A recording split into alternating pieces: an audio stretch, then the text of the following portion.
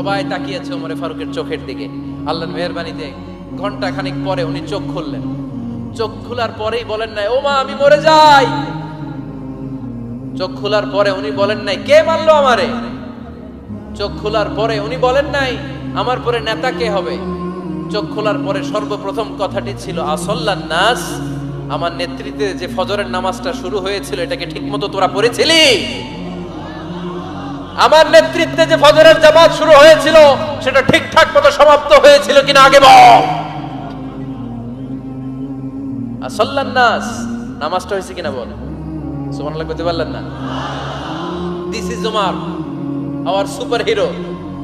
নেতা অনেকগুলো লাগে না, এরকম নেতা একটাই যথেষ্ট যে গোটা বিশ্বকে কাঁপায় দিতে পারে। চিল্লায় বলো ঠিক কিনা? আমরা চাই আমাদের ছেলেগুলো উমরে ফারুকের মতো বড় হোক।